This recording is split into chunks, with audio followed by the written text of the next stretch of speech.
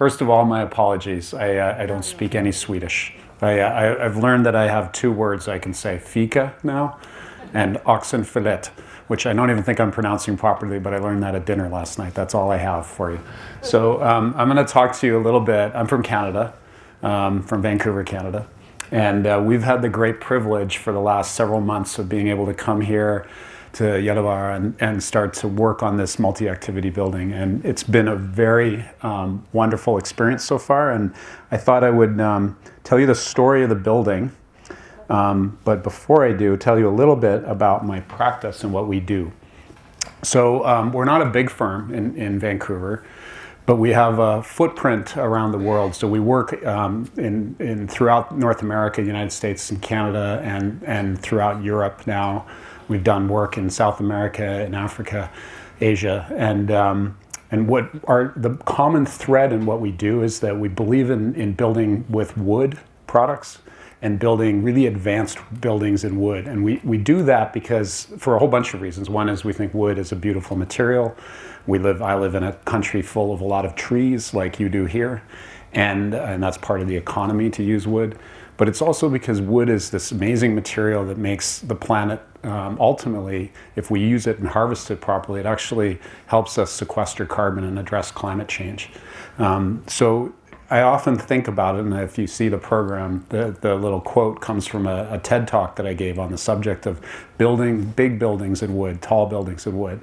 And the little quote that is on your program is that using wood is like putting Mother Nature's fingerprints into a building. And it's not only because if you look at a slice through a piece of wood, it's fingerprints, but it's really that it creates this natural environment for us. And so I'll just hit go here and show you just a slideshow that will run here, and I'll just talk to you about it. Our practice uses, we build in lots of different materials, and especially in wood, but we also build lots of different types of buildings.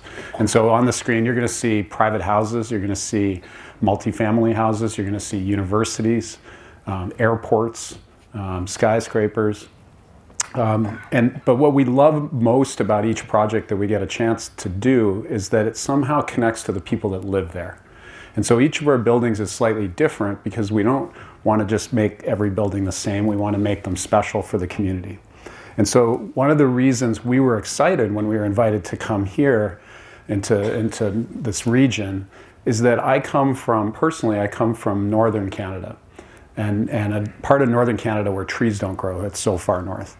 And there's very few Canadians that actually come from that far north in Canada. But it's part of me to be in the north, and it's been part of our practice that we like working in northern communities where we have unique challenges, but also I think people that are very warm and friendly people inherently because they live in a community where you rely on each other.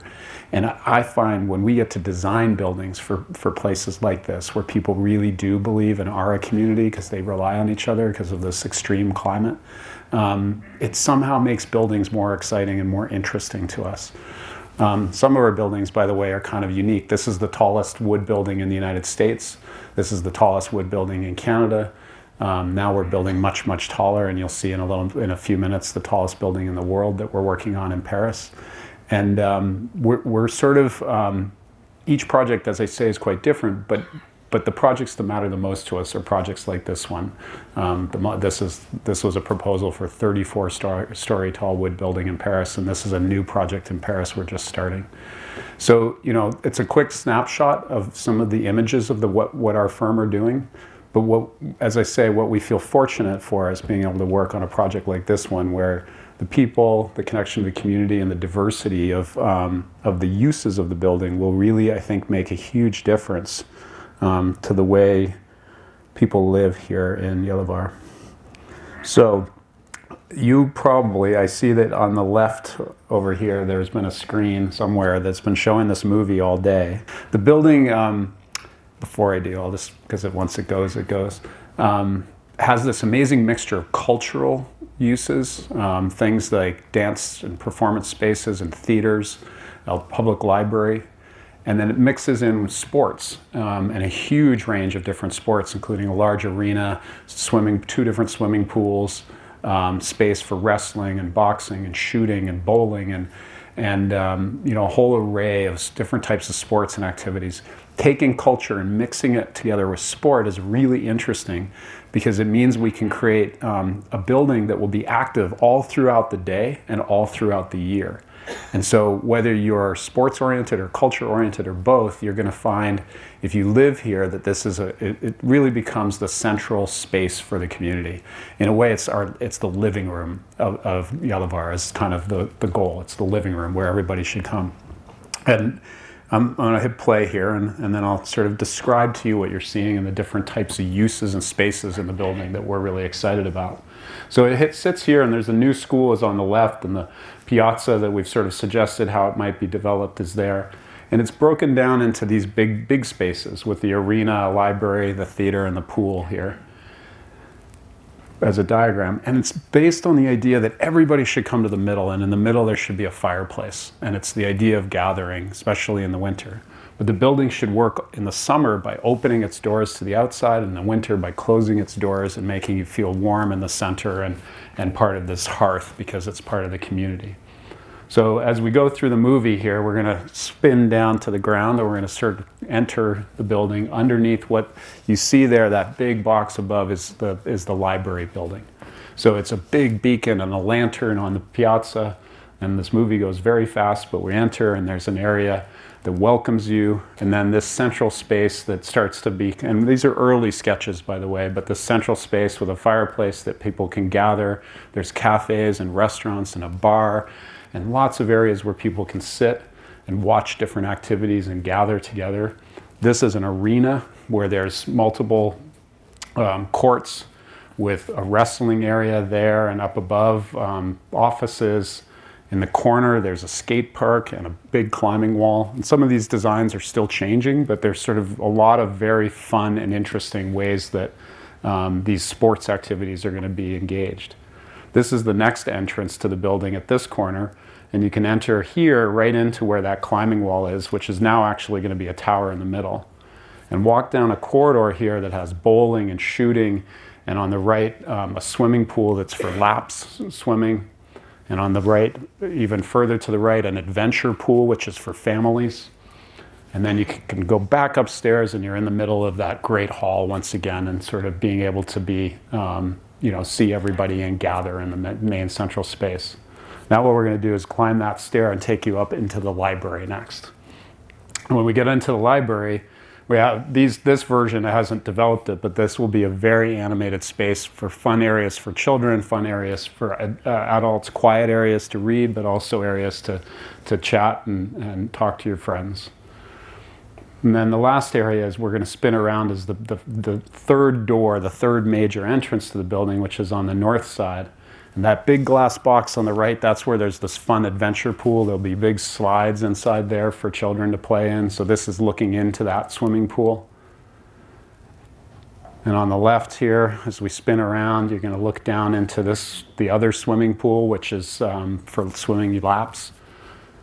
And across the way, you can see wrestlers, you can see the arena. All throughout the building, the idea is that you should be able to see people, that we want this to be a building full of animation, that people are kind of activating it all the time, so it doesn't sit empty. It's always a lively space where you always see someone moving through the building or watching activities.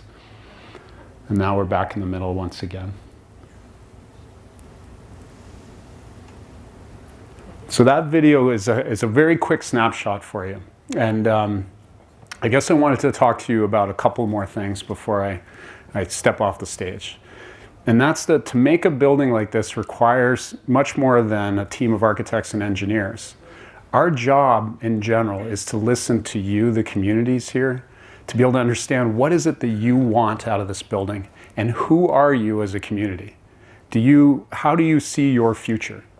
So I often think of it that 100 years ago, the center of every city was a big church, and people would gather in the church. And then slowly, churches, still important, were replaced by the big train station. And it sort of said, here's who we are when you arrive in our community. The train station is big architecture and says we're a progressive community. And then that slowly became the shopping mall. And it became sort of where people gathered was the shopping mall. But this is the future of this community. It's a building with all of these unique activities, which very few communities get to have a project like this. And I know Kiruna has a similar one, but there's very few communities that get to have a space that has so many different activities gathered together to bring people together. So that in itself is a very exciting part about this. But the building we design, no matter what it looks like, doesn't really become a great building until the people that live here activate the building, move into it, decide how they're actually going to use it. And so we tried to create spaces in the middle, the big central space, where people could gather together and use it in unique ways and create new traditions for the community. Big dinners that people we call them potluck dinners, where everybody brings a dish and sits down, and we set up big tables and the central hall becomes a massive dining room for a special occasion.